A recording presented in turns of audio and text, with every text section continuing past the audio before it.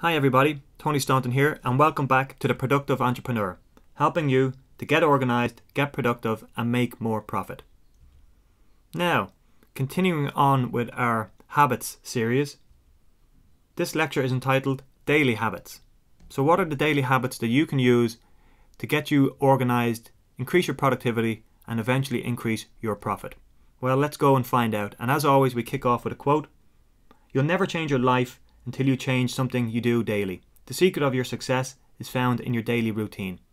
A lot of people are afraid of change because it seems so big. It seems like an insurmountable task, something that they can never do. But the problem is they're biting off more than they can chew. They should start small, and people never realise that. What they should do, or what you should do if you're trying to change a daily routine or a daily habit or something else in your life, is have your end goal or your end vision, and then break that down. So at the end of the month, I want to do X. So at the end of the month, I want to have written 10,000 words. Okay.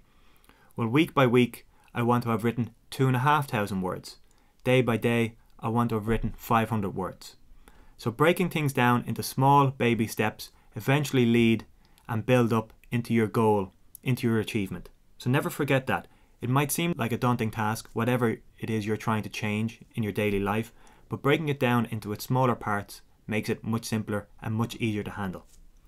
So let's get into some habits that you can adopt daily that will help you build towards your future goals and purpose.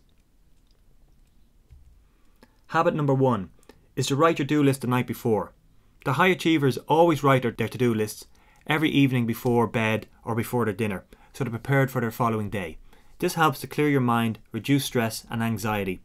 And even when you sleep, your mind is focusing on what you have to do tomorrow. It really helps you to start your day with a jump. And always remember to identify your most important task of the day, whatever it is that day that you have to get done. Habit number 2 is mind, body and soul.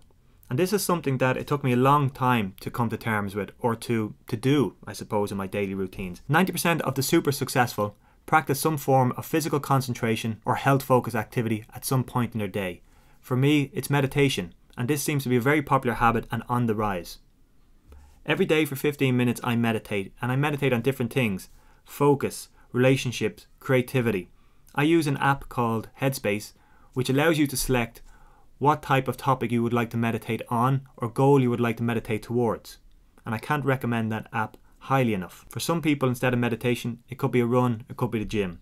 Whatever it is for you, remember daily to look after your mind, body and soul. Habit number 3 is visualization.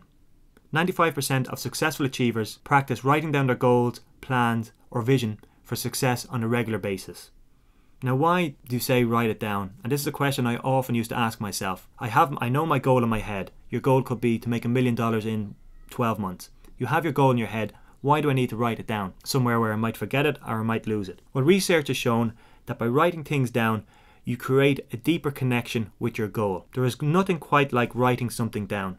And as you write it down, you are more committed to achieving it. So always remember, write down your goals, your purpose, your why. You can do this first thing in the morning and then review it on a daily basis. So if you are going to write down and visualize your goals or your purpose or your why, remember the following tips. Stretch for more than you can reach. Make everything measurable. Get agreement from your teams, your supporter or your family.